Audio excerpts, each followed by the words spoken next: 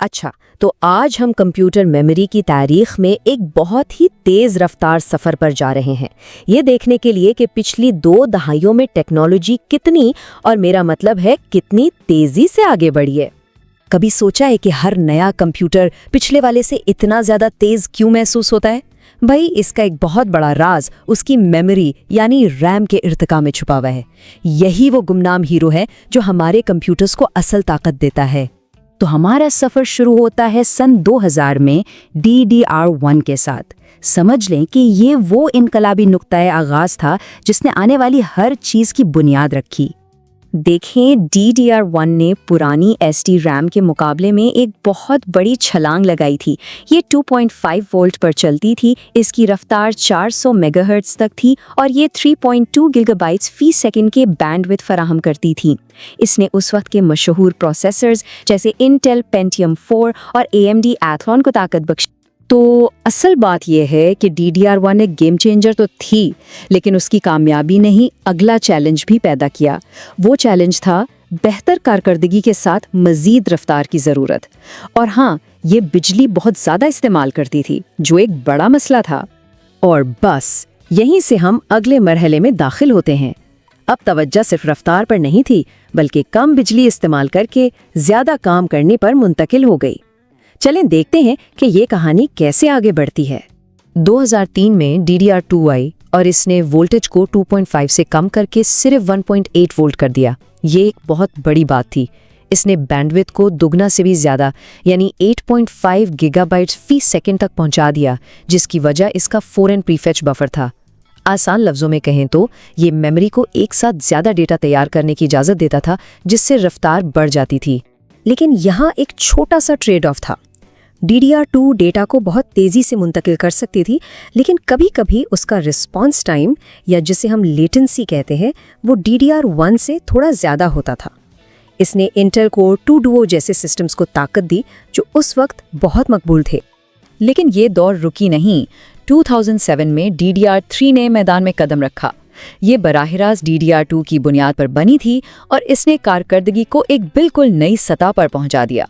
DDR3 نے voltage کو مزید کم کر کے 1.5 وولٹ کر دیا، رفتار کو سیدھا 2133 میگا ہرٹز تک دگنا کر دیا اور بینڈ وڈتھ کو 17 گیگا بائٹ فی سیکنڈ سے بھی اوپر لے گئی۔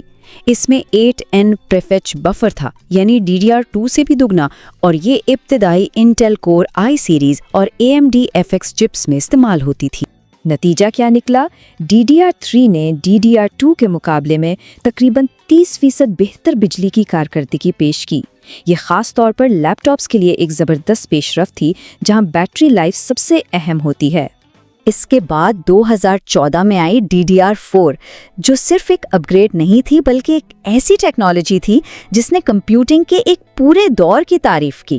DDR4 نے وولٹیج کو کم کر کے صرف 1.2 وولٹ کر دیا، رفتار کو 3200 میگا ہرٹز سے بھی آگے بڑھایا اور بینڈ وڈتھ کو 25 گیگا بائٹ فی سیکنڈ سے بھی اوپر لے گئیں۔ یہ اتنی کامیاب ہوئی کہ کئی سالوں تک انٹیل اسکائی لیک سے لے کر AMD رائزن تک کے سسٹمز کے لیے ایک معیار بن گئی۔ DDR4 صرف تیز نہیں تھی بلکہ یہ زیادہ سمارٹ اور قابل بھروسہ بھی تھی۔ بینک گروپس نے ایک ہی وقت میں کئی کاموں کو سنبھالنا آسان بنا کر پیرالل پروسیسنگ کو بہتر بنایا، اور CRC نے یقینی بنایا کہ ڈیٹا ٹرانسفر ہوتے وقت خراب نہ ہو۔ اور ہاں، اس نے بہت بڑی میموری سائز کی بھی اجازت دی، جو پہلے ممکن نہیں تھا۔ اور اب ہم DDR5 کے دور میں داخل ہو چکے ہیں۔ یہ آج اور کل کے بڑے ڈیٹا کے مطالبات کو سنبھالنے کے لیے بنائی گئی ہے۔